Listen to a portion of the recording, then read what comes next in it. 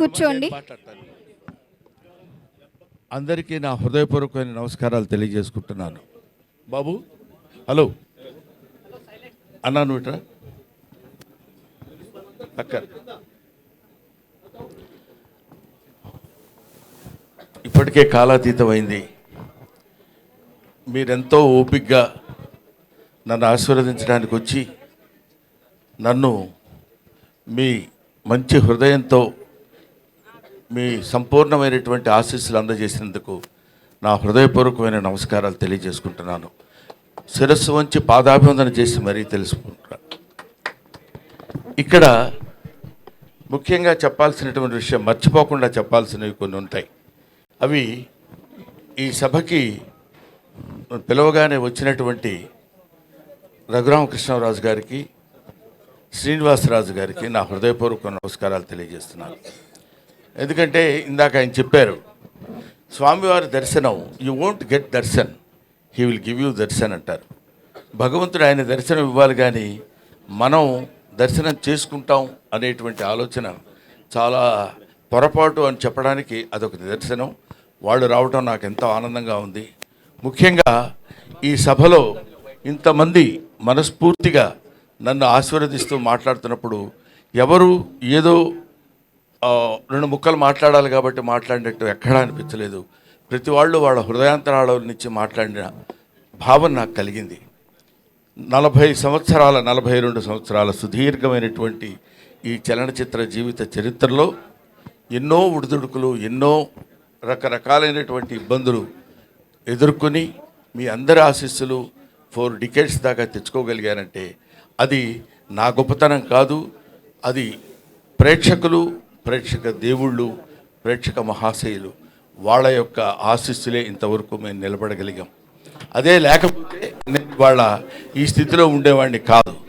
అంతకు మించి తెలుగు కళామ తల్లికి, తెలుగు సినిమాలు నిర్మించినటువంటి తెలుగు ఫిల్మ్ ఇండస్ట్రీకి నా శిరస్సు వంచి నేను పాదాభివందన చేస్తున్నాను. ఎందుకంటే ఇన్ని సినిమాలు చేసి గిన్నిస్ బుక్ ఆఫ్ వరల్డ్ రికార్డులో బ్రహ్మానందం నేమ్ నమోదు చేసుకున్నాడంటే,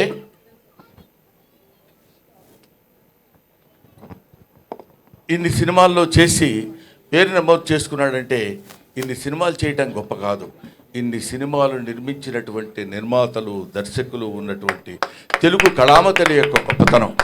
వాళ్ళు నిర్మించిన అన్ని సినిమాలు ఉండబట్టే మేము ఇన్ని సినిమాలు చేయగలిగాం.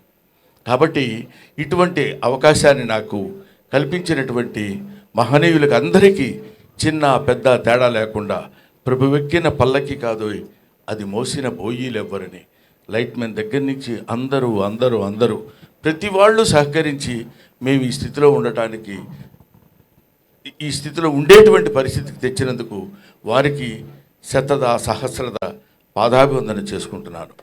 ముఖ్యంగా నేను ఈ ఫిలిం ఇండస్ట్రీకి రావడానికి మూలకారకులైనటువంటి వ్యక్తులు మా గురువు గారు కీర్తిశేషులు జంధ్యాల గారు, తర్వాత చిరంజీవి గారు, ఆ తర్వాత రామానాయుడు గారు.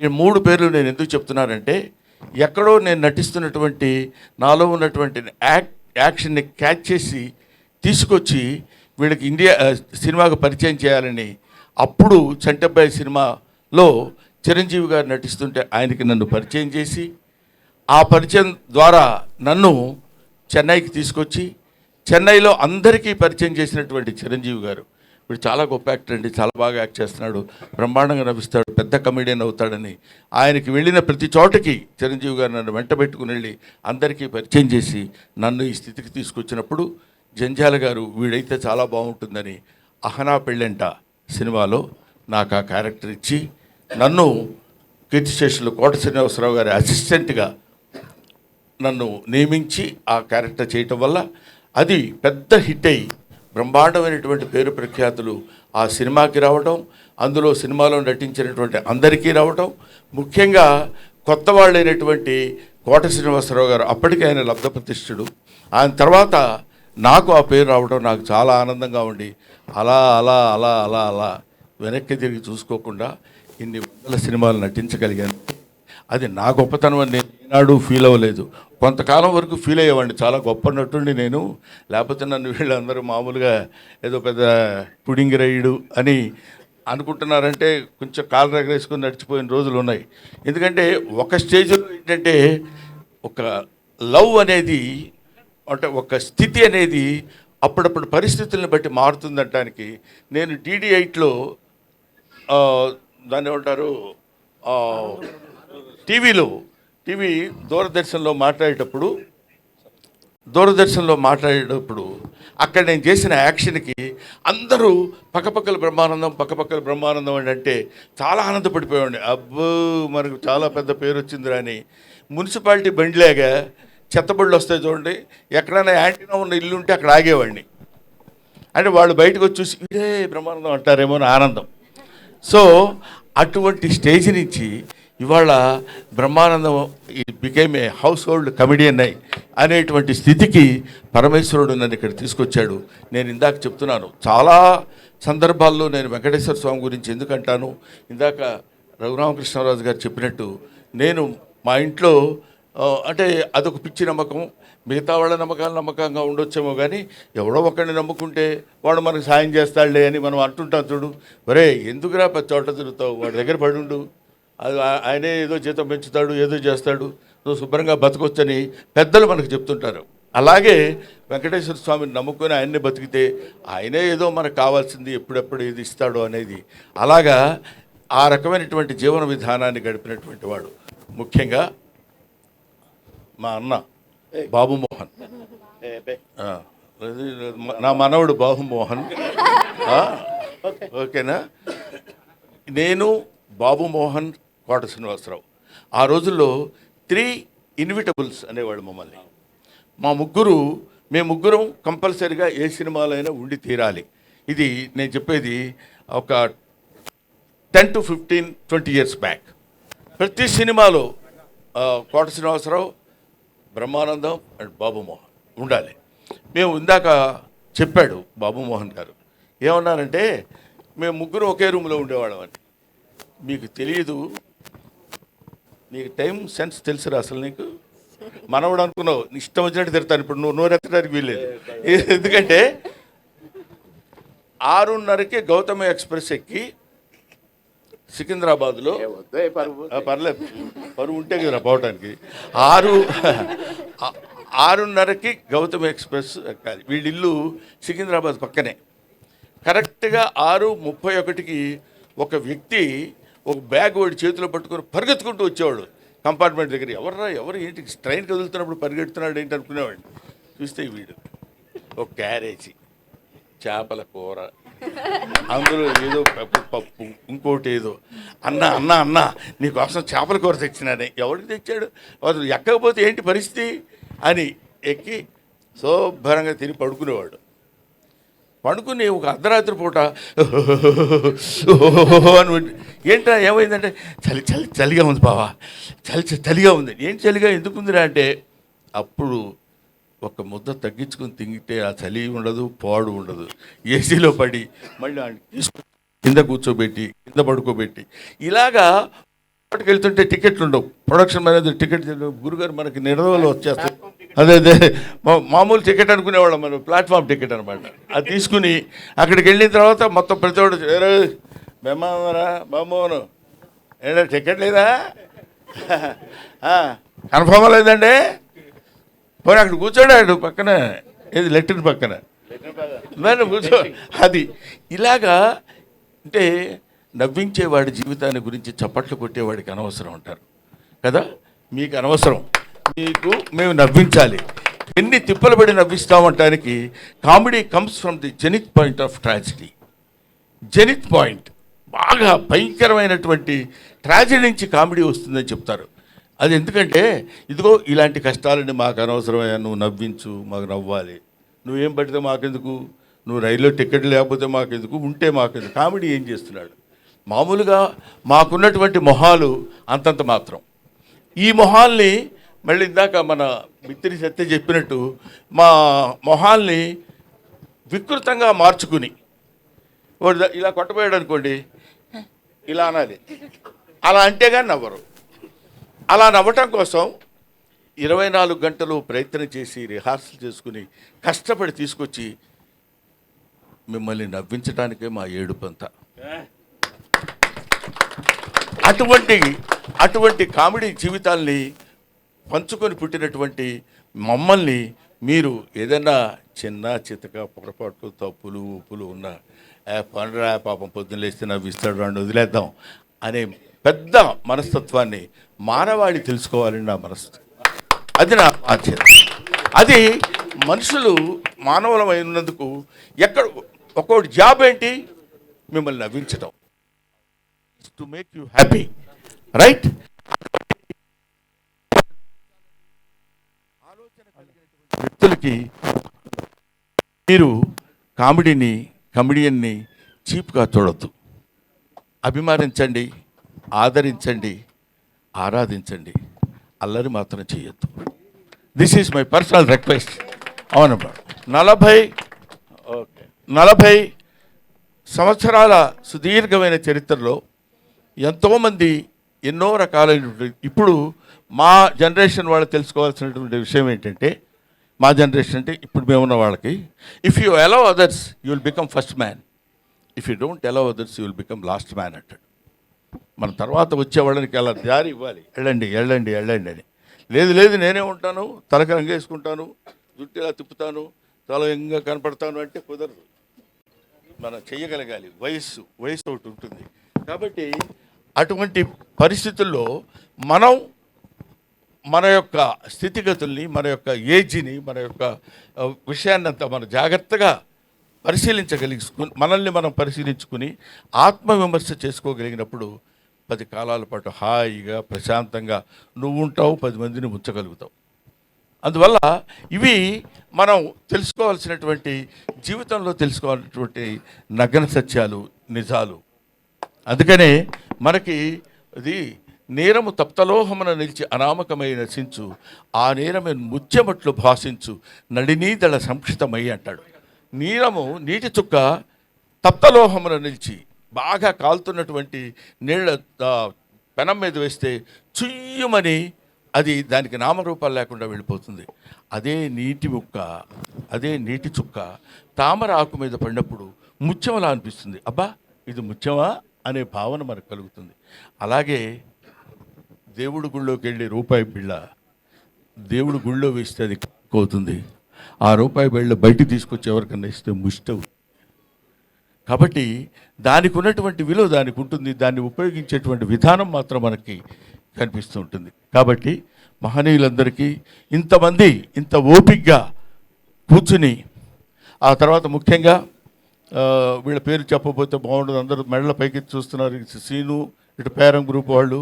కాబట్టి మేము ఇంత కష్టపడి మేము సన్మానం చేస్తే ముఖ్యంగా ఇక నుంచి ప్రతి బర్త్డే మేమే చేస్తాం అన్నయ్య గారు. మీ 100వ బర్త్డే కూడా ప్రపంచవంతంగా చూసే విధంగా మేము చేస్తామని ఈ సభ మీదుగా చెప్తున్నాం. ఇప్పుడు ఏదైనా చిన్న పొరపాట్లు జరిగి ఉంటే క్షమించండి. నెక్స్ట్ బర్త్డేకి శిల్పకళా వేదికలో అతి పెద్దగా చేస్తాం అన్నయ్య. ఇంతకంటే పొరపాటు ఏమైనా ఉంటుందా? పావు గంట బాగా, ఇప్పుడు 1 మినిట్ అని చెప్పి 1 సెకండ్. కాబట్టి పర్లేదు నాన్న, ఇలాంటివి టు ఎర్ర్ ఈజ్ హ్యూమన్. తప్పు చేయటం మానవ లక్షణం, మానవ సహజం. అది తప్పు చేసేవాడి గురించి 2 2 4 2 4 8 2 5 10 2 6 16 12 2 7 14 2 8 16 అని అన్నాం అనుకోండి, పొరపాటున ఇప్పుడు చూసారా మధ్యలో 2 6 16 అనేసరికి ఏయ్ అన్నాడు అంటే నిజం. అన్నీ మంచి చెప్పేంత వరకు ఎవడు పట్టించుకోడు. ఎక్కడో ఒక చోట నోరు జారుతాం, తప్పు జారుతాం, దాన్ని వెంటనే క్యాచ్ చేస్తారు. అది హ్యూమన్ సైకాలజీ. నువ్వు కాదమ్మా, నువ్వు కాదు, నీకేం తెలుసు నీ మొహం. కాబట్టి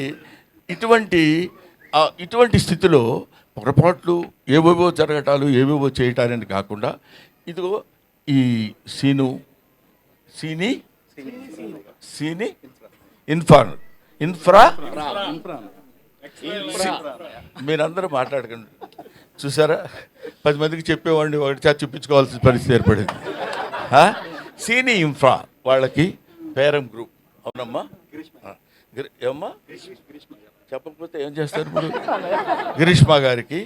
ఆ తర్వాత నాకు పాపం ఇతను 4 రోజుల క్రితం వచ్చాడు ఇంటికి. వచ్చి నన్ను మీకు సన్మానం చేస్తున్నామండి అన్నారు. నేను సన్మానాలు ఇవన్నీ ఒప్పుకొని చాలా కాలం అయింది. ఎందుకు ఏమి అంటే ఒక స్టేజ్లో మనకు సన్మానం చేస్తున్నాను కానీ శుభ్రంగా స్నానం చేసి మొహం పౌడర్ గౌడర్ వేసేసుకుని సన్మానం అనుకుంటూ వెళ్ళేవాడిని. ఏం చేసామని మనకి సన్మానం, ఇంకా ఎంత చెయ్యాలి, ఎంతో ఎంతో చేయాల్సింది ఉంది కదా, వద్దులే సన్మానాలు అవి అనుకుంటే కాదు సార్, మేము మీకు ఎప్పటి నుంచో సన్మానం చేయాలని అనుకుంటున్నాను, మీ దగ్గరికి రావడానికి యాక్సెస్ దొరకలేదు, అది దొరికింది. అటువంటి పరిస్థితుల్లో మీకు మేము సన్మానం చేయాలి, మనస్ఫూర్తిగా చేస్తామండి, మీరు దయచేసి యాక్సెప్ట్ చేయండి అని మన శ్రీను, నువ్వు ఉండవా బాబు, ఇది వచ్చి నన్ను అడిగితే నేను కాదనలేక, ముఖ్యంగా కాదనలేకపోవటం నేనేదో పెద్ద గొప్ప తోపు బుడింగి అని కాదు. ఎందుకు కాదనలేకపోయానంటే ఒక అభిమానంతో, గుండె నిండా ఉన్న అభిమానాన్ని పంచుకుంటానని చెప్పినప్పుడు ఇంకా నేను దాన్ని నో అనటం ఒక కళాకారుడిగా సమంజసం కాదు. ఏ అభిమానంతో నన్ను ఇంత బాండ్ చేశారో, ఇంత పెంచారో వాళ్ళని తప్పకుండా నేను కావాలని, ముఖ్యంగా 70th బర్త్డే అన్నారు, మరి వాళ్ళకి ఎవరు చెప్పారో ఏంటో వేసి పడేశారు 70 అని, మనకేముందిలే నేను కూడా ఓకే అనేసాను. అంటే మీరందరూ ఏమనుకుంటున్నారు తెలుసా, ఇంకా తక్కువ అనుకుంటున్నారు కదా. కాబట్టి ఇలాంటివి నేను అందుకనే చాలామంది ఏమంటే మీ ఇష్టం వచ్చినట్టు మీ మీమ్స్ వాడేస్తున్నారు సార్, మీరు అసలు పట్టించుకోవట్లేదు సార్, వాళ్ళందరూ ఏది పడితే అది రాసేస్తున్నారు సార్ అంటారు. అంటే నేనేమంటున్నానంటే ఒక మాటలో చెప్పాలంటే మీమ్ గాడ్ అని ఇందాక చదివారు. మీమ్ గాడ్ అనే పేరు ఎలా వచ్చిందంటే నాకు ఇంతమంది మీమర్స్ ఉండబట్టి వచ్చింది. వీళ్ళు లేకుండా నా మీద ఎందుకు అనొద్దు, అలా అనొద్దు అని నేను అనున్నట్టయితే Brahmanandam old comedian, fade out comedian అయి ఉండేవాడు. నన్ను బతికిస్తుంది, ఇప్పటి వరకు ప్రజల్లో నన్ను నిలబెట్టింది మన మీమర్స్, యూట్యూబర్స్, వాళ్ళందరికీ నా హృదయపూర్వకమైన నమస్కారాలు తెలియజేస్తున్నాను. అంతేకాకుండా గ్లోబల్ అవార్డ్ ఆఫ్ ఎక్సలెన్సీ అది మన వాళ్ళు ఎవరండి, చిరాకు వచ్చి వెళ్ళిపోయారా? లేదు, వాళ్ళు అజయ్ కుమార్ అండ్ మనీష్, వీళ్ళు ఏమంటే మీరు ఇన్ని సినిమాలు చేశారు, మీరు ఎన్ని సినిమాలు చేశారో ఆ రికార్డు దుబాయ్లో జరుగుతున్న సన్మానానికి ఇస్తామండి, ఇక్కడ జరుగుతున్న ఈ సన్మానానికి మీకు సర్టిఫికెట్ మాత్రం మేము ఇంగ్లాండ్ నుంచి తెప్పించి అక్కడ అప్రూవ్ చేసుకొని మేము ఇక్కడ ఇస్తామండి అన్నారు. అనగానే పెద్ద మనసుతో మన శ్రేణి ఇన్ఫ్రా వాళ్ళు, పేరం వాళ్ళు అంగీకరించి ఈ స్టేజ్ మీద ఇవ్వడానికి నా వాళ్ళు యాక్సెప్టెన్స్ ఇచ్చారు, వాళ్ళకి థ్యాంక్స్ చెప్తున్నాను. అలాగే మీ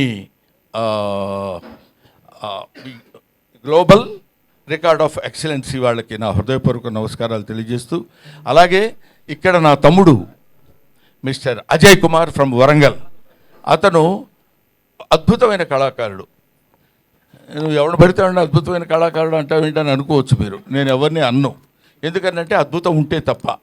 అతను సూది ఉంటుంది కదా, సూదికి ఒక చిన్న హోల్ ఉంటుంది దారం కూర్చడానికి, దానిలో ఒక అద్భుతమైనటువంటి బొమ్మలు చెక్కి మనకు క్లియర్గా కనపడేటట్టు చేయగలిగినటువంటి మహా కళాకారుడు ఆయన. అదిగో ఎదురుగా ఉన్నాడు అజయ్, మీరు ఒకసారి స్టేజ్ మీదకి రండి. తర్వాత అలాగే కాకుండా కనురెప్పలో ఒక వెంట్రుక ఉంటుంది, ఆ వెంట్రుక చివర నటరాజు నృత్యం చేస్తున్నట్టు చెక్కినటువంటివి. ఇట్లాంటి ఆణిముత్యాలు చాలా ఉన్నాయి, ఇలాంటి జాతిరత్నాలు చాలా ఉన్నాయి. కాకపోతే మట్టిలో మాణిక్యాల్లా ఉండిపోతున్నారు. తీసుకురావాల్సినటువంటి స్థితి ప్రభుత్వాలకి గర్వకారణమైనటువంటి విషయం ఇట్లాంటివి. ఇతను ద్వారా వాళ్ళు ఇతనికి ఎక్సలెన్స్ అవార్డు ఇచ్చారన్న నాకు. అంటే మీరు తప్పకుండా మీకు ఇవ్వాలని మీరు వాళ్ళు ఎప్పటి నుంచో మిమ్మల్ని అడుగుతున్నారంటే, నా దగ్గర ఏంటంటే ఒక జబ్బు, అదేంటంటే గబుక్కున ఎవరన్నా వచ్చి ఏం ప్రమాదంగా దగ్గర వెళితే ఏమంటాడు, ఎందుకు వచ్చిన గొడవరా అనే అదొక, ఇదిగో మన ఇందాక బిత్తిరి సత్తి చెప్పాడు చూడు, ఏమంటారు ఎందుకు వచ్చింది నా దగ్గరికి వెళ్ళగలవా అని అదొక చిన్న లైన్ ఒకటి వేశారు.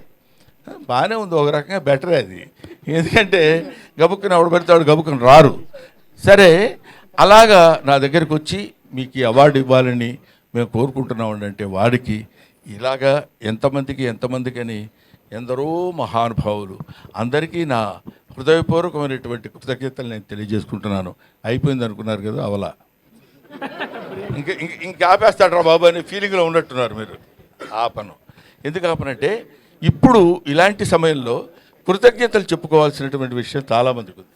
ఆ తర్వాత ఇందాక నా పక్కనే కూర్చున్నటువంటి ప్రగతి గారు, ఆవిడ మేడం ఒక ఎవరైనా మనల్ని ఇబ్బంది పెట్టారు, బాధ పెట్టారు, కష్టపెట్టారు అనుకున్నప్పుడు దాంతో కుమిలిపోవటం, కుంగిపోవటం, డిప్రెస్ అవ్వటం సాధారణమైనటువంటి విషయం. అది హ్యూమన్ నేచర్, అది తప్పదు. గబుక్కున ఏంటే నీ మొహం అన్నాడు అనుకోండి, అబ్బా ఇలా అన్నాడు ఏంటని బాధ.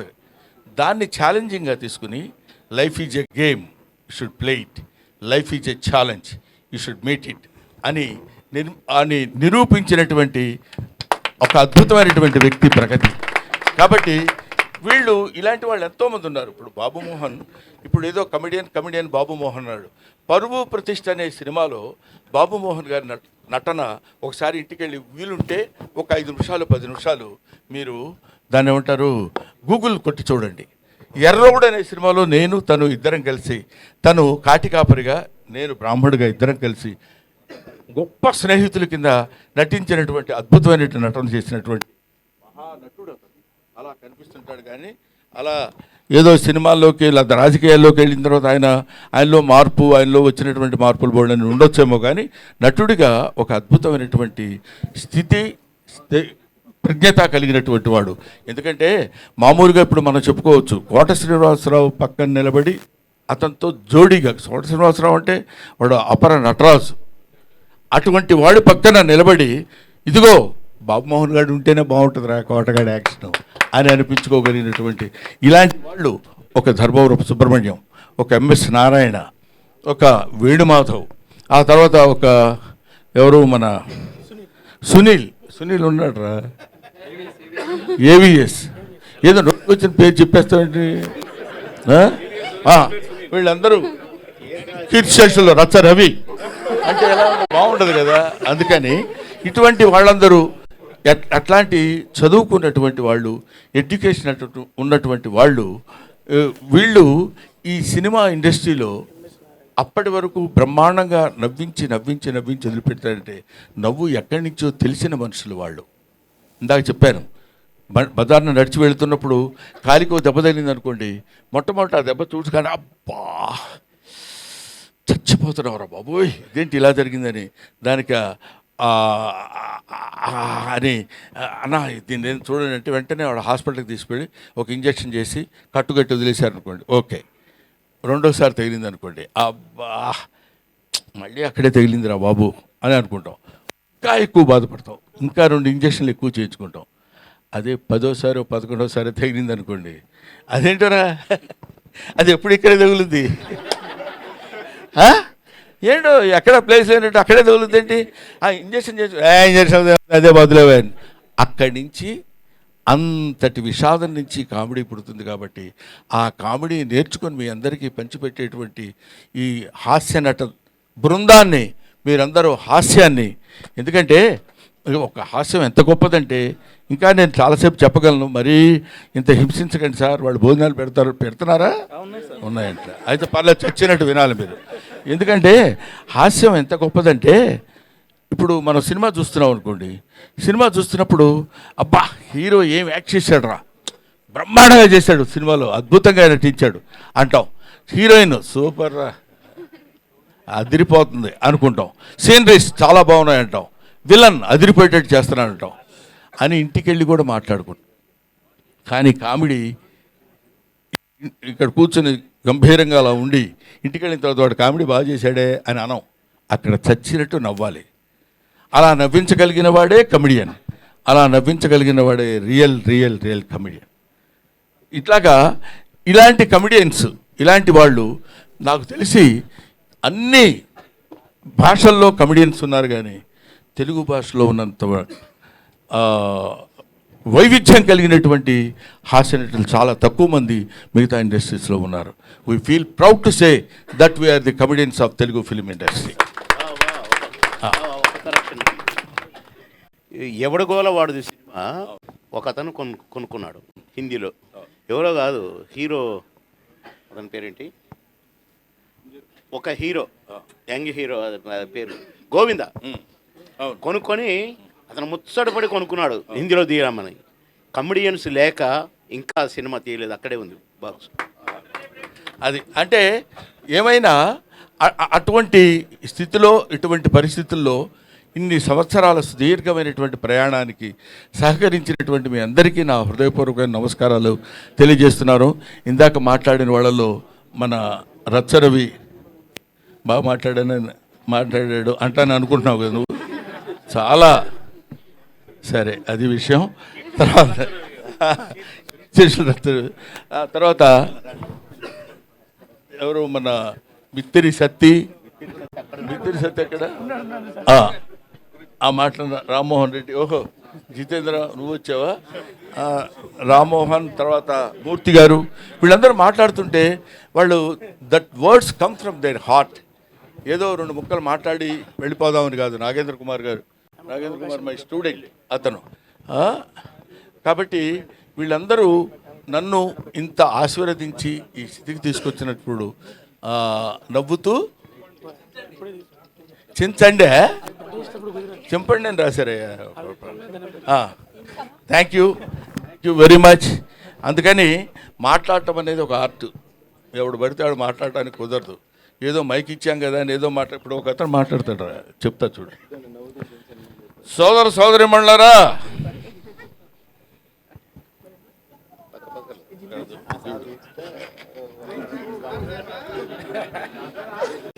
భయం జనాన్ని చూశాడు, కంగారు వచ్చేసింది. ఈరోజు మళ్ళీ అరిచాడు. ఈరోజు నేను అది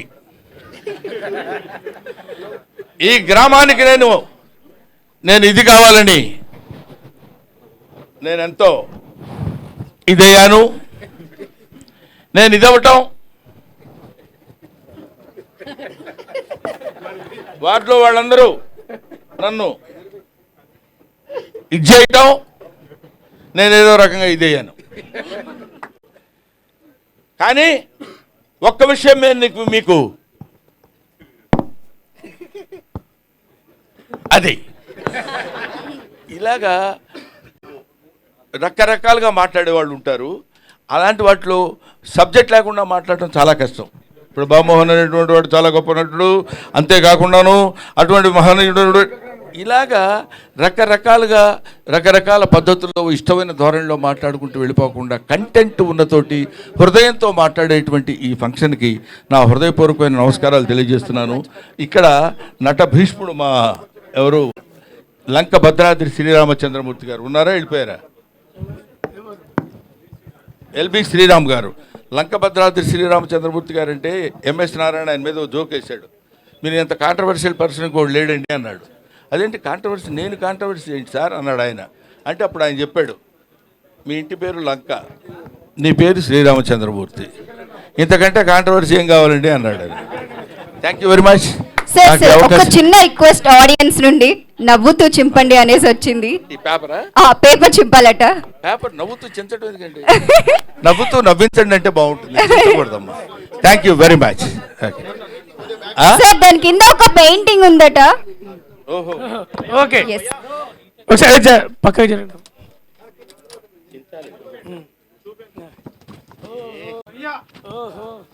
సూపర్.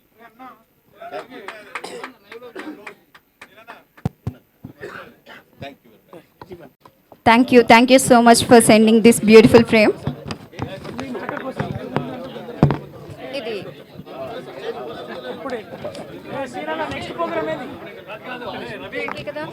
సీనా నెక్స్ట్ ప్రోగ్రామ్ సీను ఒకసారి దూరం జరపండి. ఒక్కసారి గ్రూప్ ఫోటో, ఒక్క నిమిషం అందరు జరగండి ప్లీజ్. కొద్దిగా వెనక జరగండి అందరూ. గ్రూప్ ఫోటో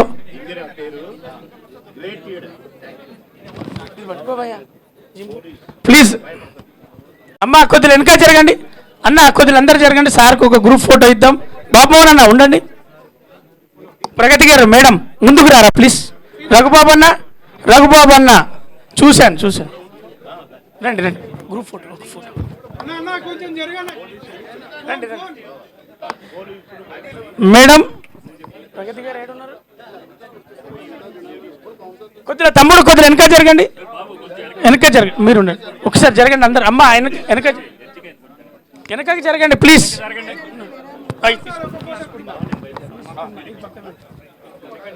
ఓ అన్న మేము పిలుస్తామన్నా అన్న, స్టెప్ బై స్టెప్. అన్న ఇది పట్టుకో ప్లీజ్ ప్లీజ్. అరే తమ్ముడు అడగండి రా.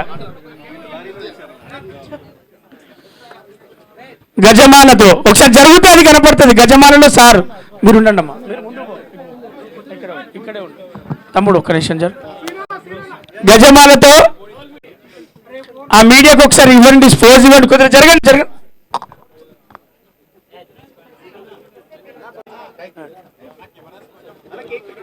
వద్దు అవన్నీ ఏం లేవు. మధ్యలో చెప్పకురా, దూరం జరగండి, అందరు దూరం జరగండి. స్టెప్ బై స్టెప్ వస్తారు. బౌన్సర్స్ ఎవరు? మైక్ రావట్లా. అందరూ కోఆపరేట్ చేయవలసిందిగా కోరుతున్నామండి. ప్లీజ్ ప్లీజ్ 1 by 1 ఒక్కొక్కరిగా రావాల్సిందిగా కోరుతున్నాము. ప్లీజ్ కోఆపరేట్ చేయాలి.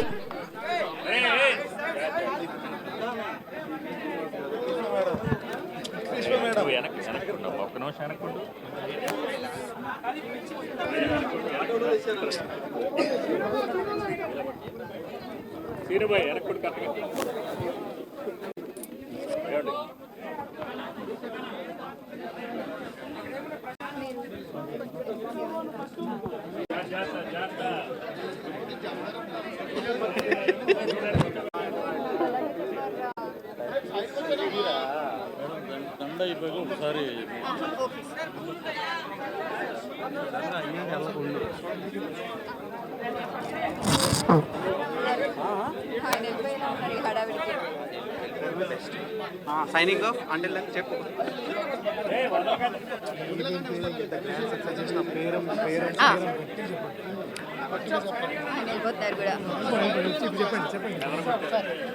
సో ఇంత బ్యూటిఫుల్ ఈవెంట్ ని స్పాన్సర్ చేసిన